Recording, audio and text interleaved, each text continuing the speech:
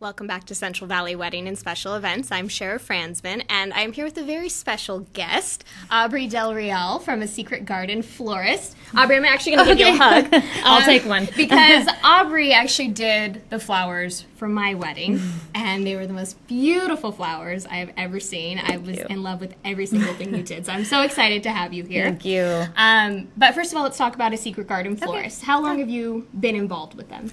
I actually started about 17 years ago. Right out of high school. I was just looking for like an after-school job. Nothing. I had really, of course, everybody loves flowers, but I wasn't really thinking that that was my career path. Right. And so I actually got a job there working for the original owner, Pam Wortendike, and her daughter, Kim.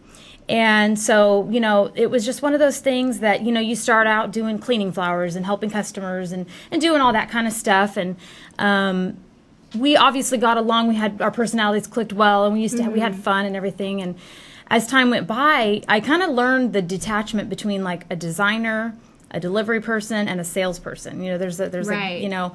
So I remember the way I bridged that gap was, hey, you sold it, you better make sure you know how to make it.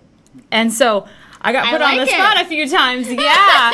And so I kind of trial by fire. Yeah, it sounds like. Exactly, a baptism. So little by little, there were things where, you know, I was like, well, hey, maybe I'll try this. And so the owner, she says, you know, you either got it or you don't got it.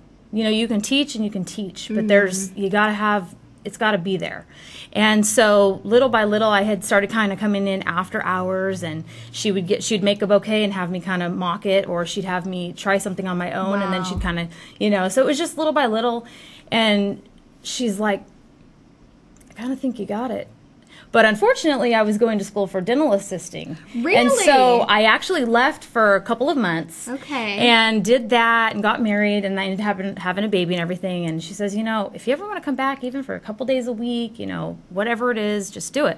So I did. And so when I came back, I just kind of like hit the ground running as far as getting into the designing and going with them they would go to like design shows and learning all about the industry, because they were taught by world-renowned designers. We're not That's amazing. I mean, to go and to see the work that they do is just mind-boggling, and it just pushes you, you know. And so one thing I learned from them too was that they weren't worried about what this florist over here, that one down the street, was doing. They were worried about what are the leaders of our industry doing. That's who we're going to learn from. Well, amazing things can be done with floristry. I mean, it's an art. Yes, it's an art. Absolutely. Yeah. And so, and then I have gone for, well, it's been 10 years now doing the floats for the Rose Parade. So we're actually hired staff, of Fiesta Parade floats. I didn't know you did that. That's so cool. Yeah, so they've done it since 2001, and then I think my first year was 2008, I believe. So, but yeah, so I mean that's big time, going in with all these florists from all around the world that have all different backgrounds, and it's amazing. But I mean, you learn things there that, you know, when we're at the shop, we're going, okay, we're going all Rose Parade on this right here. You learn the mechanics, you learn, you know, flower care, you learn about these different design techniques and things like that. So it's like, I feel like there's a lot of education that you can't just get from, you know, looking in books or looking at Pinterest. You got to know what you're doing. Well, and I think you need to have a passion for it, which I know you do. Yes, and definitely. You need a sense of creativity and always wanting to challenge yourself. Yes, and definitely. I know you have that as well. Yeah. You've done so many unique pieces recently. And I know they've been on the Secret Garden Instagram. Yeah.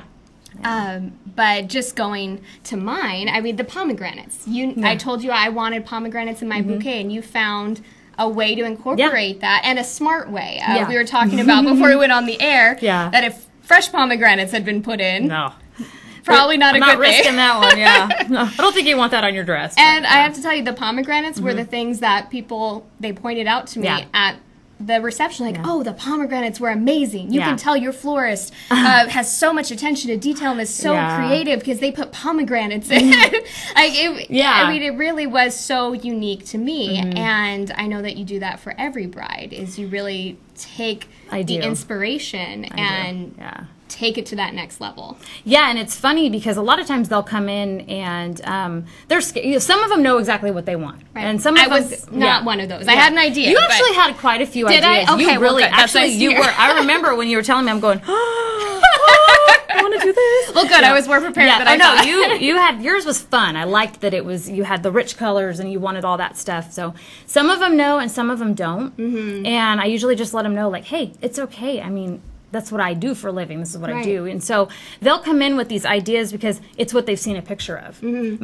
My goal is to say, okay, that's pretty, but I'm not going to duplicate anybody else's work. That's their work. Right. I'll use it as inspiration.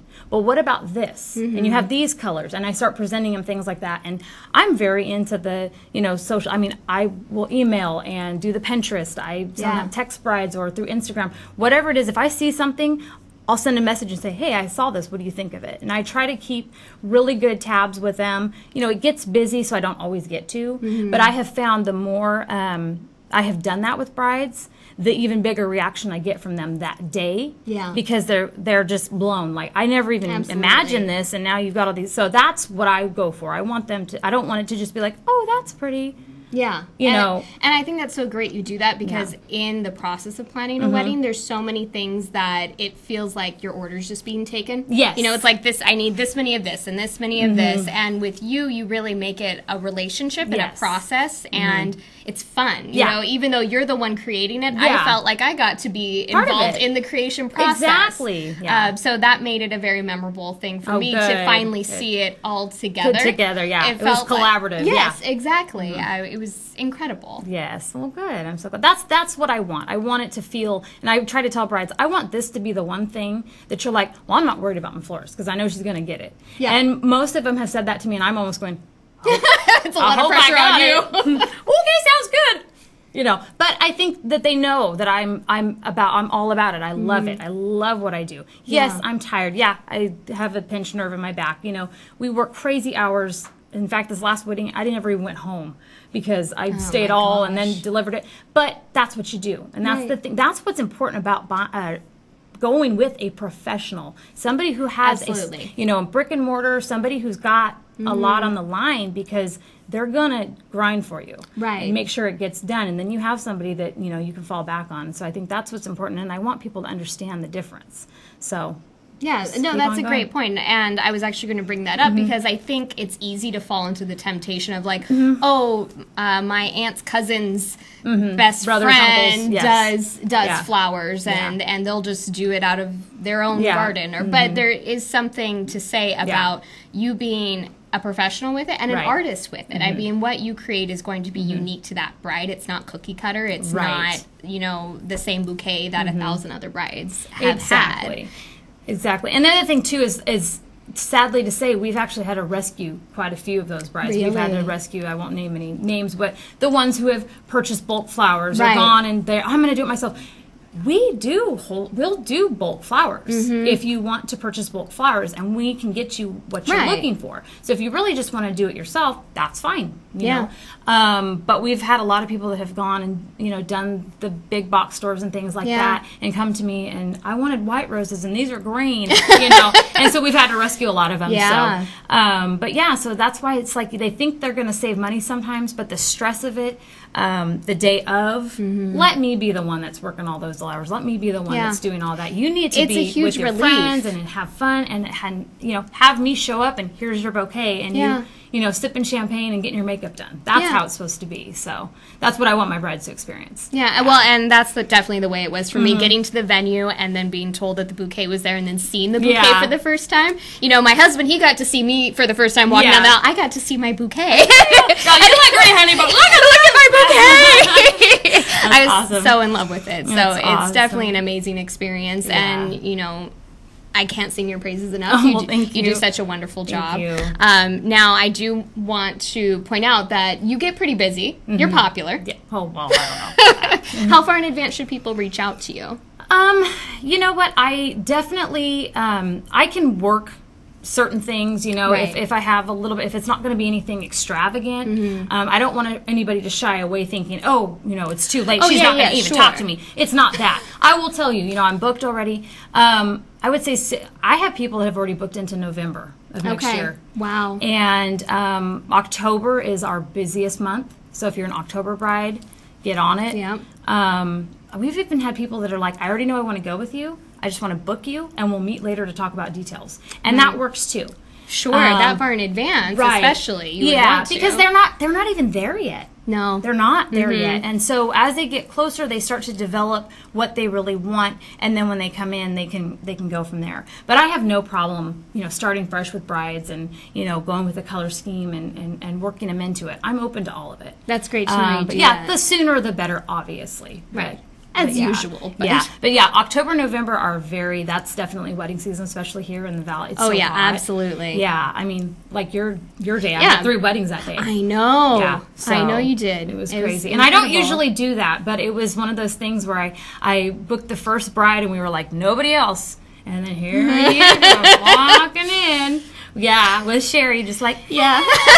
Yeah. And then we had ours too? Yeah. And then we had another bride who we'd known her mom for a really long time, so there was no way. But so we did. So there was some strings being pulled for us. It was Mission Impossible, but we totally did it. Yeah. So. Well, we greatly appreciate it for mine, and I'm sure the other brides that day. Oh yeah. No matter what, we always give every bit of our detail and attention to it, and it's nothing is one of those. Oh yeah, we have a wedding. It's like we've got a wedding. We've got to get this figured out. So it means a lot to us. So yeah. I can tell. I mean, it's very reflective in the work that you create and the attention that you put to it. We hope. Sometimes there's days when, you're tired and you just feel like, I just don't want to talk to another person, but you just keep on pushing through because I always try to think, this is their special day. This is what they've been dreaming of. So just give another princess her dream. Yes. So yeah, it's awesome.